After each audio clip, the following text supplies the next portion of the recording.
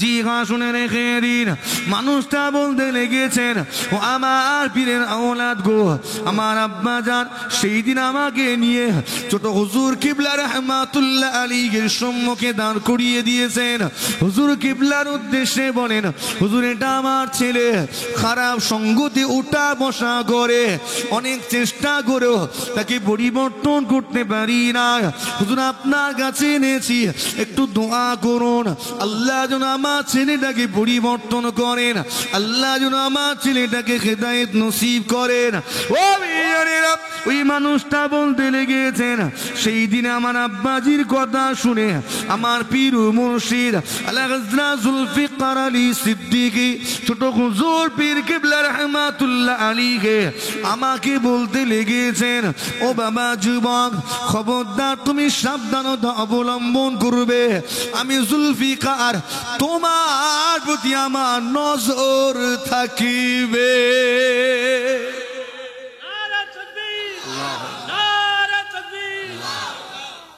আমরা অনেক সময় যখন দেখা করতে আসে নিয়ে আমরাও বলি, এই তুমি সাবধানে চলবে, আমি খবর নেবো।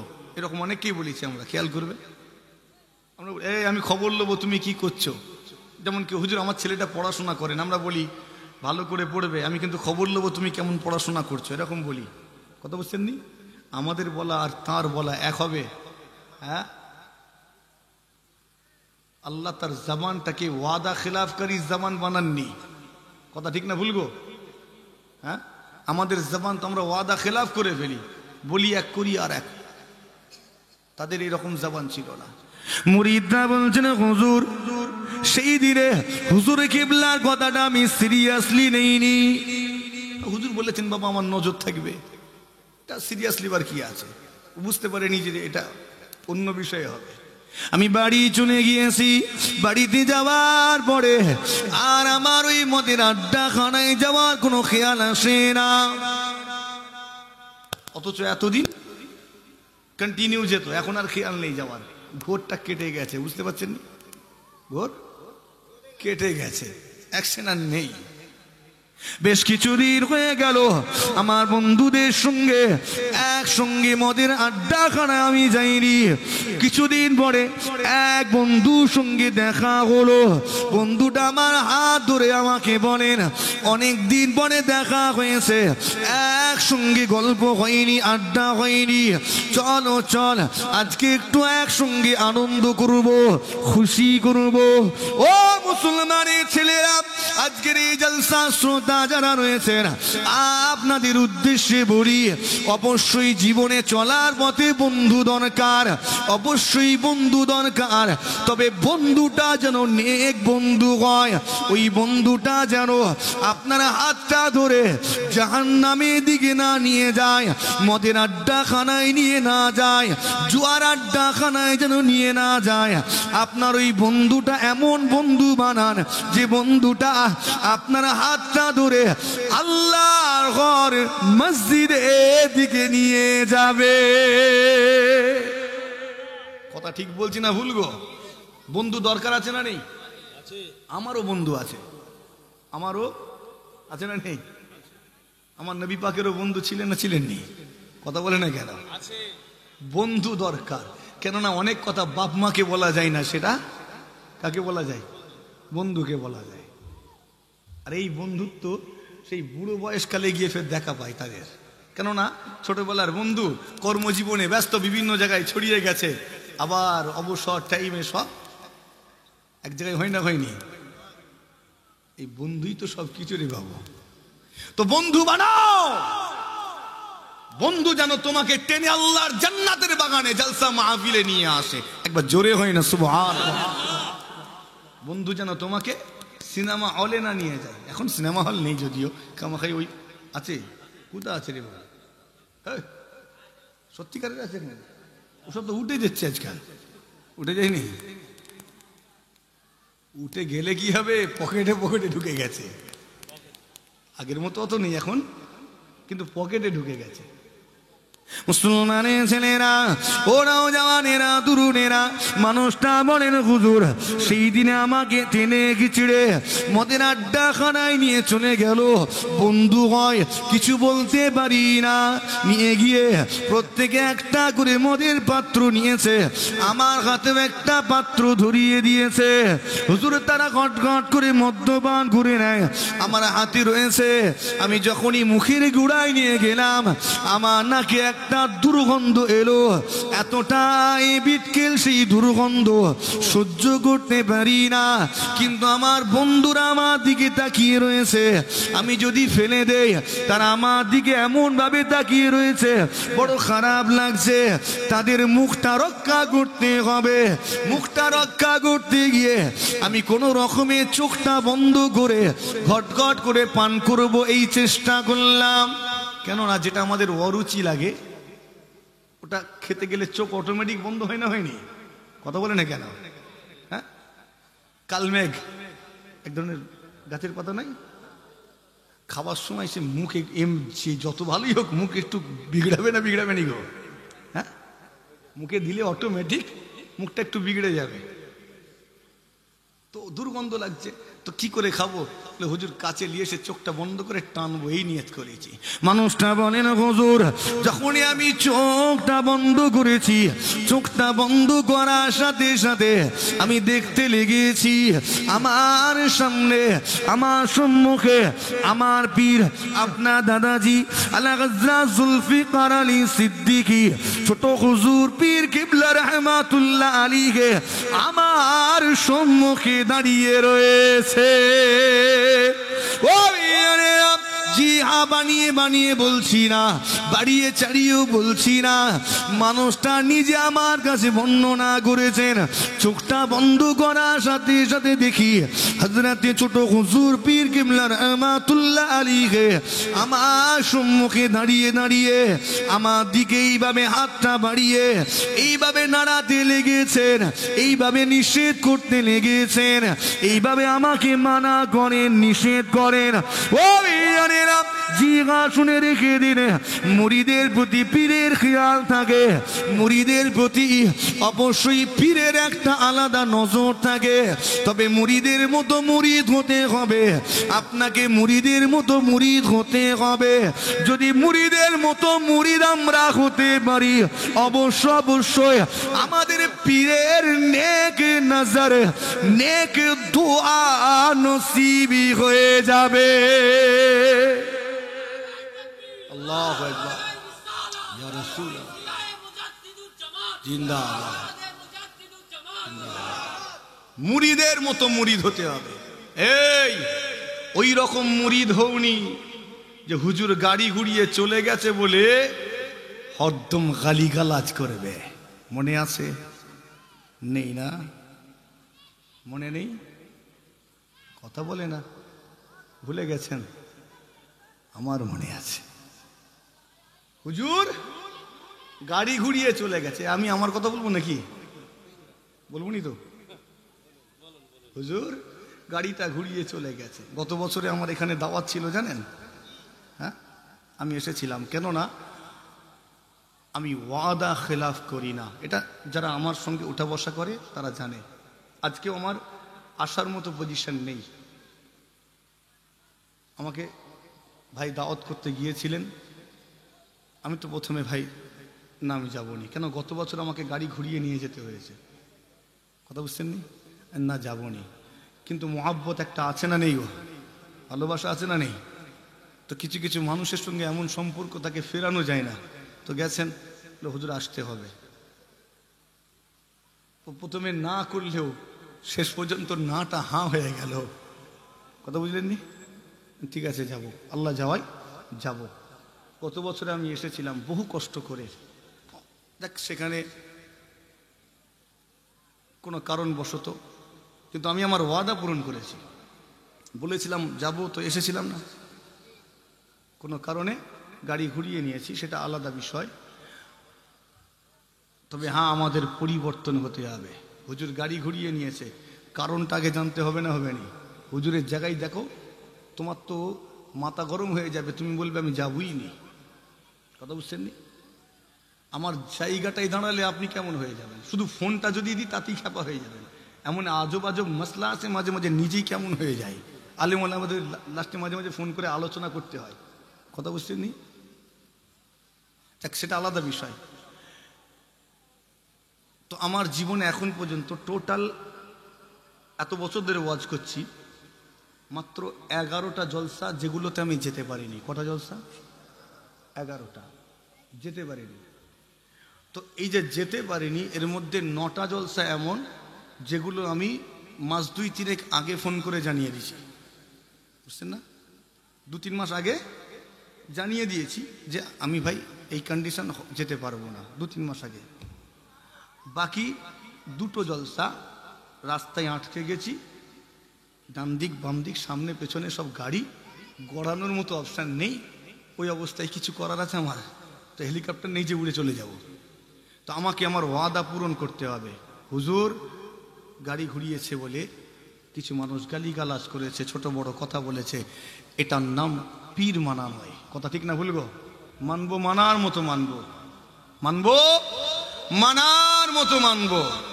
শোনেন, পীর আমিও মানি, আমাকেও মানতে হয়। আমার হুজুর কেবলাদেরকে মানি না মানিনি? কথা বলে না কেন? তাদের আদেশ শিরোধার্য, যেটা হুকুম। আজ পর্যন্ত ফুরফুরা শরীফে যাবেন, যে কোনো হুজুর কেবলার কাছে যে আমার কথা বলবেন, ছেলেটা আদবওয়ালা ছেলে না বিআদব ছেলে, একটু জিজ্ঞেস করবেন আচরণটা কেমন। আপনারাও আমাকে দেখেছেন অনেকে। কোনো হুজুর কেবলার সঙ্গে আজও পর্যন্ত বিআদবি হারকাত করিনি। কোনো হুজুর কেবলা এটা বলতেও পারবেন না। এটা আল্লাহর শুকর, এটা গর্বের বিষয় নয়, এটা গর্বের বিষয় নয়, আল্লাহর শুকর। তো আমার বলার উদ্দেশ্য, আপনাকে আদবওয়ালা হতে হবে। কি হতে হবে? তোরে বলেন, আদবওয়ালা হতে হবে। কেননা যদি আদব থাকে আমার মধ্যে, ঈমান থাকবে। আদব যদি না থাকে, আমার ঈমান উড়ে যাবে। ঠিক বলছি না ভুল গো? ঈমান উড়ে যাবে, খুব পুড়ের মতো উড়ে যাবে, টিকবে না। আমি ছোটবেলায় যখন মাদ্রাসায় পড়াশোনা করতাম, প্রত্যেক ছাত্রের একটা রুটিন থাকে, থাকে না? থাকেনি? রুটিন থাকে না? মনে মনে ভাবছেন আমি একটু ব্যক্তিগত কথা বলে ফেলছি হয়তো। তো না, এটা আমার বলার উদ্দেশ্য কিছু পরিবর্তন। আমি কারোর উপর রাগ করি না। আল্লাহ মাফ করে দেন না, আমি ধরে রাখার কে? কথা ঠিক না ভুল গো? আল্লাহ মাফ করেন না করেননি? তো আমি কেন ধরে রাখবো? তো যেটা বলতে চাইছি, তো ছোটবেলায় আমি যখন পড়াশোনা করি, আমার রুটিন ছিল ঘুম থেকে উঠে আমি তাফসীর পড়ব, আর ঘুমোতে যাওয়ার আগে হাদিস পড়ব। অনেকে অনেক রুটিন থাকে, তো আমার এই রুটিনটা ছিল ঘুম থেকে উঠে আমি তাফসীর পড়ব, আর ঘুমোতে যাওয়ার আগে হাদিস পড়ব। তো এটা খেয়াল, সারা দিনটাও ভালো যাবে, রাতটাও হাদিস পড়ে ঘুমোচ্ছি, ভালো যাবে না যাবে না? তো এটাই ছিল। তো রাত্রিবেলা রাত জেগে জেগে পড়ছি। আব্বা হুজুর কেবলা কিন্তু খেয়াল রাখতেন, জলসা থেকে ফিরে আমার পড়ার যে রুমটা আছে, দরজা খুলে দেখতেন আমি কি করছি। এই যারা পিতা হয়েছি, যারা অভিভাবক আছি, তাদেরকে বলছি, ছেলেকে মাদ্রাসায় ভর্তি করে দিয়ে গায়ে হাওয়া লাগিয়ে ঘুরলে হবে না। আপনার সন্তান, আপনাকে গুরুত্ব দিয়ে দেখতে হবে। কথা ঠিক বলছি না ভুল গো? আপনার বাচ্চাকে টাইম দেন, বাচ্চাকে সময় দেন। অধিকাংশ মা বাপ তার বাচ্চাকে সময় দেয় না, আর এই জন্য আমাদের বাচ্চাগুলো আমাদের আদর্শটা নিতে পারছে না। আমি এত ব্যস্ততার পরেও আমার বাচ্চাগুলোকে টাইম দেই। কেন জানেন? ও আমাকে যত দেখবে, ও আমার আদর্শটা তত পাবে। কথা ঠিক না ভুল গো? আর যদি আমাকে না দেখে, অন্য কারো আদর্শে আদর্শিত হবে। তো ও আমাকে যত দেখবে, আমার আদর্শে আদর্শিত হবে। আব্বা কিভাবে খায়, কিভাবে অজু করে, সব দেখবে না দেখবেনি? দরবার শরীফে অনেকে দেখেছেন 21, 22, 23 ফাল্গুন ইসলামের সওয়াবে আমি বসেছি, আমার ছেলেটাও বসেছে, ছোট্ট ছেলে বসেছে।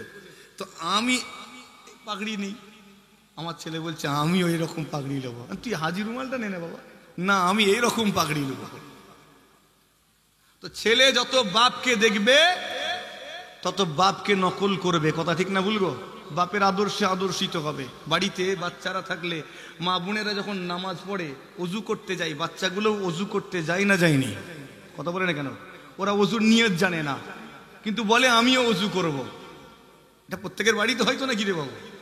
মা নামাজ বাড়িতে দাঁড়িয়েছে, বাচ্চাটা বলছে আমিও আল্লাহ পড়ব। বলে না বলেনি?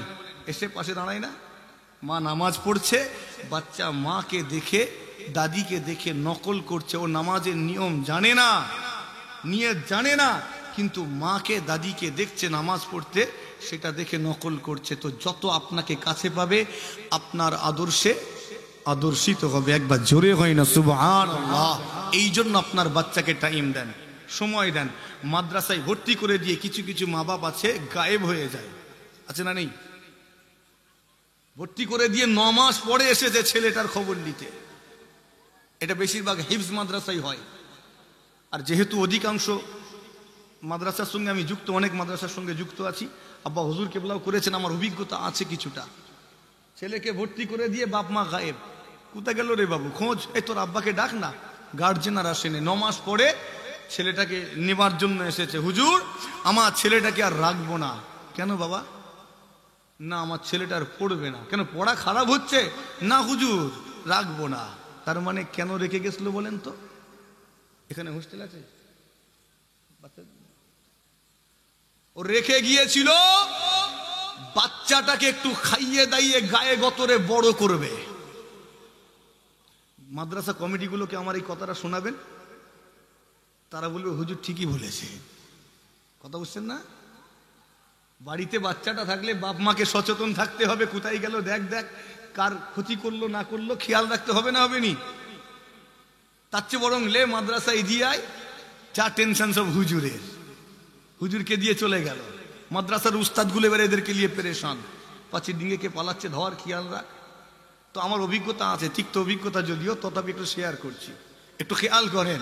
এসে বলছে ছেলেটাকে নিয়ে পালাবো। এখন তোমার ছেলে, আমি তো আটকে রাখতে পারবো না, ঠিক না ভুলবো? পারবো? যার ছেলে বাবু নিয়ে যাও। ও বাবা, তার কিছুদিন পরে ছেলেটা আবার এসেছে, এই ছেলের বাপটা আবার দেখা করতে এসেছে। হ্যাঁ গো, তোমার ছেলেটা কি করছে? বলছে হুজুর সে তো এখন সুরাটে আছে। কোথায় গেছে? দিল্লি গেছে, মুম্বাই গেছে। কি করছে? বলছে হুজুর কাজ করছে। কথা মাথায় ঢুকাতে পারলাম নি মনে হয়। হ্যাঁ, ছেলেকে পাঠিয়ে দিয়ে বাপ মা মস্তি করতে ব্যস্ত, হ্যান্ড ফ্রি থাকবো। ছেলে একটু গায়ে গতরে যেই হাইটে বড় হলো, বের করে নিয়ে সোজা সুরাট, মিরাট, দিল্লি, মুম্বাই, যা এবারে কাজ কর। তুই কাজ করবি, ঘরে পয়সা পাঠাবি, আমি তোর বাপ বসে বসে খাবো। এদিকে হয় না মনে হয় এরকম? কি হ্যাঁ, কমিটির মানুষগুলোকে একটু জিজ্ঞেস করবেন। 26 পাড়া হয়েছে, পাঁচির ডিঙ্গে পালালো। আরে আর 3টে পাড়া বাকি। কটা পাড়া? হাফেজ হতে আর ক পাড়া বাকি? একটা 28 পাড়া হয়েছে, পালিয়ে গেল। বড় কষ্ট লাগে। লোকের কাছ থেকে চেয়ে মেগে জুগাড় করে এনে তোমার মুখে খাবার তুলে দিচ্ছি, 26 পাড়া পড়ে পালানোর জন্য? হ্যাঁ, 27 পাড়া 28 পাড়া পড়ে পালানোর জন্য? আরে বাবা, 30 পাড়াটা আগেই মুখস্থ করানো হয়। নামাজের একটা ব্যাপার আছে না, যারা হিফজ পড়ান আগে 30 পাড়াটা মুখস্থ করিয়ে দেন। এগুলো আমি কেন বলতে পারছি? আমার ভাই পরিচালনা করি, জানি আমি, বড় কষ্ট লাগে এগুলো। কমিটিগুলো বলতে পারে না, আমি বলছি, একটু শুনে নেন। তো আগে 30 পাড়া মুখস্থ করিয়েছে, 28 পাড়া হয়েছে, আর ক পাড়া বাকি? হ্যাঁ, 1 পাড়া। একটা পাড়া যদি পড়ে নেয়, ছেলেটা পাগড়ি নেবে। আর মাদ্রাসার কমিটিদের একটা আশা, ছেলেটা আমার প্রতিষ্ঠান থেকে পাগড়ি নিক, আমার প্রতিষ্ঠানের সুনাম হবে। কথা ঠিক না ভুলবো? ওই ছেলেটা যদি পালিয়ে যায়, মাথা গরম হবে না হবে নি? হ্যাঁ, গার্জেনগুলোকে বলি, অভিভাবক যারা আছেন বলি, শোনেন, একটু সতর্কতা অবলম্বন করতে হবে। আপনার চিন্তা ভাবনার পরিবর্তন আনতে হবে। অনেক হিফজ মাদ্রাসা আছে, অনেক শিক্ষা প্রতিষ্ঠান আছে, তবে যাতে সেগুলো ভালোভাবে চলে সেগুলো খেয়াল রাখতে হবে আপনাকে।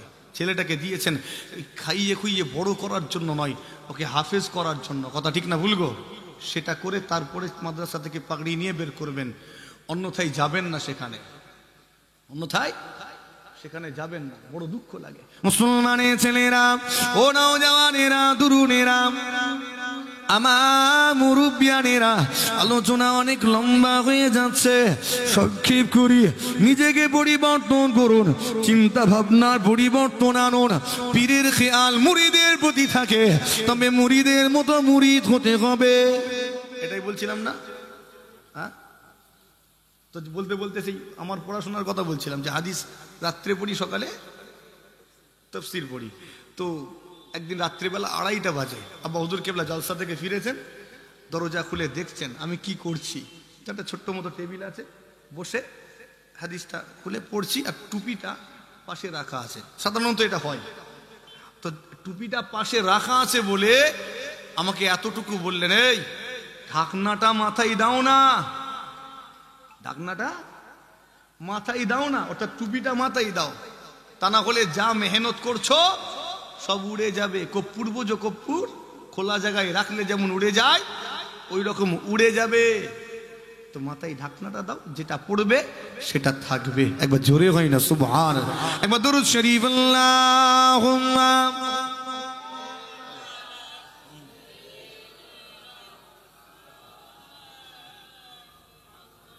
ওয়া আলা আলি সাইয়্যিদিনা।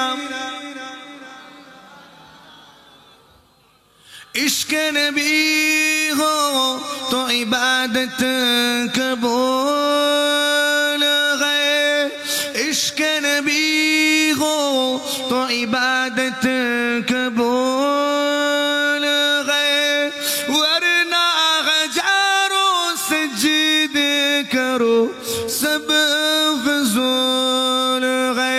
इश्क नबी से दिल को इतनी सफाई दे, इश्क नबी से दिल को इतनी सफाई दे कि दिल आईना बोले तुम दीना दिखाई दे। अल्लाहुम्मा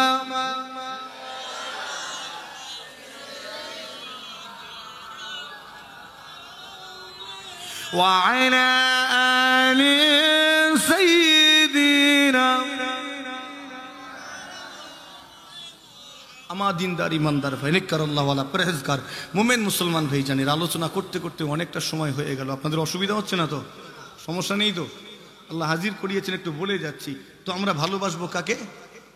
হাক্কানিয়া, শুধু আলেম নয়, কাকে? হাক্কানি আলেমকে। ফুরফুরা শরীফের পীর মুজাদ্দিদে জামান দাদা হুজুর কেবলা রহমাতুল্লাহ আলী আলেম ছিলেন তো নাকি গো? তার 5 জন আওলাদ। হ্যাঁ, আল্লাহর কাছে শুকর আদায় করো, আমাদের পীরগুলো মূর্খ নয়, আমাদের একটা পীরও মূর্খ নয়। ঠিক বলছি না ভুল গো? সব এক একজন হাক্কানি আলেম। একবার জোরে হয় না? আর একটু জোরে হয় না? মুজাদ্দিদে জামান হুজুর কেবলা এই জমিনে কম খিদমত করেননি। এই জমিনে তিনি জ্ঞানের বিস্তার ঘটিয়েছেন, মেহনত করেছেন এলাকায় এলাকায় গিয়ে। জি হ্যাঁ, সবার আগে আল্লাহর ওলিরা আমাদের কাছে কালেমা পৌঁছেছেন। কালেমা পৌঁছানোর পরে প্রাথমিক আদব কায়দা শিখিয়েছেন, তারপরে আমাদেরকে জ্ঞান দিয়েছেন। একবার জোরে হয় না সুবহানাল্লাহ। মুসলমানের ছেলেরা, ওরাও জওয়ানেরা, তরুণেরা, আমার মুরব্বিয়ানেরা, আলোচনা সংক্ষেপ করতে চাই। জিগা শুনে রেখে দিন, আপনার আমার পীর মুজাদ্দিদে জামান হুজুর কেবলা আপনাকে আমাকে জ্ঞানের আলোয় আলোকিত করার জন্য বাংলা জমিনে বহু শিক্ষা প্রতিষ্ঠান গড়ে তুললেন। এলাকায় এলাকায় চলে গেলেন, হাফিজিয়া মাদ্রাসা বানালেন, মক্তব বানালেন, কোরআনিয়া মাদ্রাসা, কিরাতিয়া মাদ্রাসা বানিয়ে দিলেন। ও মুজাহিদিরা, আজ বাংলা জমিনে আমরা সেই শিক্ষা প্রতিষ্ঠানগুলোকে দেখি, আমাদের বাড়ির ছেলেগুলো এই সকল শিক্ষা প্রতিষ্ঠানে গিয়ে জ্ঞান অর্জন করে হাফেজে কোরআন হলো। আজকে যে মাদ্রাসা জলসাতে এসেছি, এই মাদ্রাসার প্রতিষ্ঠাতা আপনার আমার পীর আলা গাজরা জুলফিকার আলী সিদ্দিকী, ছোট হুজুর পীর কিবলা রহমাতুল্লাহ আলাইহি। এইভাবে তারা এলাকায় এলাকায় ছড়িয়ে গিয়ে হাফিজিয়া মাদ্রাসা বানালেন। শুধু তাই নয়, এলাকায় এলাকায় ছড়িয়ে গিয়ে খারিজিয়া মাদ্রাসা, সিনিয়র মাদ্রাসা, টাইটেল মাদ্রাসা, দৌড়ে হাদিস মাদ্রাসা নির্মাণ করলেন। আমার আপনার বাড়ির ছেলেগুলো ওই সকল প্রতিষ্ঠানে গিয়ে জ্ঞান অর্জন করে আলেম হলো, মাওলানা হলো, মুফতি হলো, মুহাদ্দিস হলো, মুফাসসির হলো। তারা ইসলামী জ্ঞানে জ্ঞানী হলো, সুন্দরভাবে ধর্মটা পালন করে। কেননা এখন এরা ধর্মীয় জ্ঞানে জ্ঞানী, সুন্দরভাবে ধর্মাচরণটা করে। হুজুর কিবলা এবারে চিন্তা করলেন, কেবল মাত্র ধর্মীয় জ্ঞান অর্জন করলে হবে না, কেবল আলিম হলে হবে না, কেবল মৌলানা মুফতি হলে হবে না, এ জাতিকে আরো আগিয়ে যেতে হবে। আগিয়ে যেতে গেলে আরো উন্নত শিক্ষা গ্রহণ করতে হবে। কথা ঠিক না ভুল গো? হ্যাঁ, এই আমরা সব আলেম, আমরা মুসলমান, আমাদের আলেম আছে, মৌলানা মুফতি আছে, মুহাদ্দিস মুফাসসির আছে। আমরা পৃথিবীর সেরা জাতি তো নাকি গো? আমরা পৃথিবীর সেরা জাতি। কেন?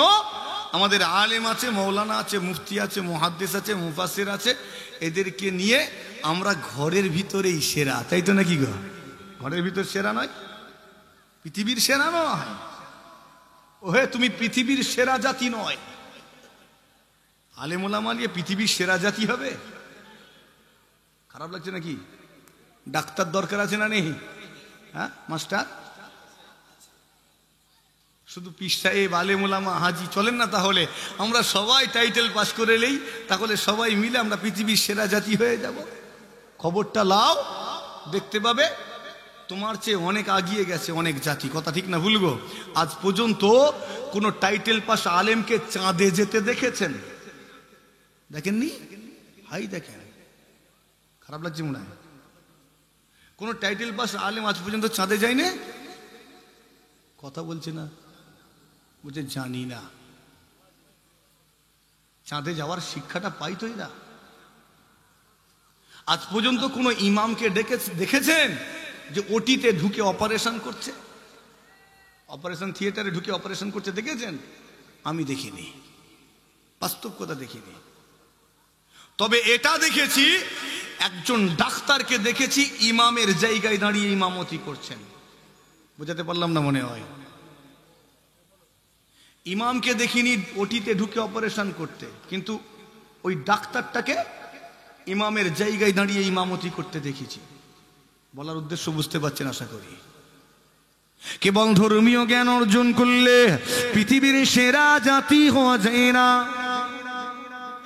পৃথিবীর সেরা জাতি হতে গেলে সমস্ত বিষয়ে তোমাকে জ্ঞানী হতে হবে, দূরদর্শী হতে হবে, সর্ব বিষয়ে পারদর্শী হতে হবে। তোমাকে ডাক্তার হতে হবে, মাস্টার হতে হবে, ইঞ্জিনিয়ার হতে হবে, প্রফেসর লেকচারার হতে হবে, তোমাকে সায়েন্টিস্ট হতে হবে। সমস্ত ক্ষেত্রে তোমাকে এগিয়ে যেতে হবে। আপনার আমার বীর মুজাদ্দিদুজ জামান অনেক বিচক্ষণ ছিলেন, দূরদর্শী ছিলেন। তিনি চিন্তা করলেন কেবল আলেম হলে হবে না, ডাক্তার হতে হবে। এলাকায় এলাকায় ছড়িয়ে গেলেন, এলাকায় এলাকায় গিয়ে জেনারেল মাদ্রাসা প্রতিষ্ঠা করলেন। আপনার আমার বাড়ির ছেলেগুলো সেখানে গিয়ে জ্ঞান অর্জন করলো। জেনারেল জ্ঞান অর্জন করে, সায়েন্সের জ্ঞান অর্জন করে ডাক্তার হলো, মাস্টার হলো, ইঞ্জিনিয়ার হলো, প্রফেসর লেকচারার সায়েন্টিস্ট হলো। আমার জাতিটা এগিয়ে গেল, আমার দেশটাও এগিয়ে গেল। ও জানেনা, হুজুর কিবলা এবারে লক্ষ্য করলেন এ জাতির পুরুষগুলো জ্ঞান অর্জন করে, কিন্তু মহিলাগুলোকে, জি হ্যাঁ মহিলাগুলোকে পর্দার অপব্যাখ্যা করে চার দেওয়ালের মধ্যে আটকে দেওয়া হয়।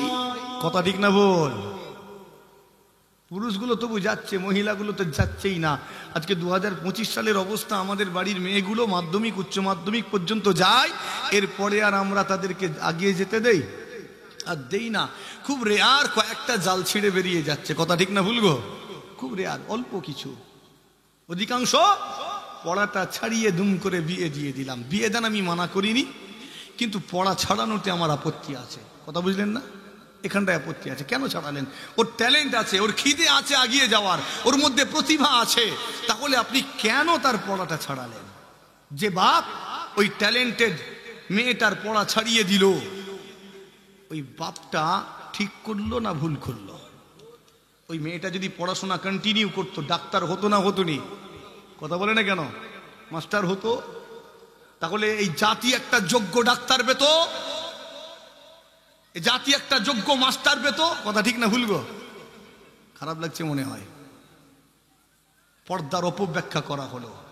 পর্দা মানে চার দেওয়ালে আটকে দাও, বন্দি করে দেওয়ার, বেরোতে দাওনি। এই একটা আজকে 2025 সালে তো আমাদের অনেকেরই ধারণা। হুজুর কিবলা চিন্তা করলেন নারী জাতিকে এগিয়ে দিতে হবে, কেননা একটা পুরুষ শিক্ষিত হলো মানে কেবল সে একাই শিক্ষিত হলো, কিন্তু মনে রাখবেন একটা মহিলা শিক্ষিতা হওয়া মানে পুরো পরিবার, পুরো জাতিটাই শিক্ষিত হয়ে যায়। আপনি পুরুষ মানুষ শিক্ষিত হয়েছেন, চাকরি পেলেন, কর্মজীবনে ব্যস্ত, বাড়িতে আপনার ছেলে আছে, মেয়ে আছে, কে পড়াবে? কে পড়াবে? আপনি তো বাড়ি নেই, কে পড়াবে গো? কথা বলে না। মা পড়াবে। মা তো পড়েই নে, তাকে তো পড়তে দেয়নি তার বাপ, কি করে পড়াবে? ছেলেও মূর্খ হবে, মেয়েও মূর্খ হবে। আর মা যদি শিক্ষিতা হয়, ছেলেটাকেও লেখাপড়ার দিকে আগিয়ে দেবে, মেয়েটাকেও আগিয়ে দেবে।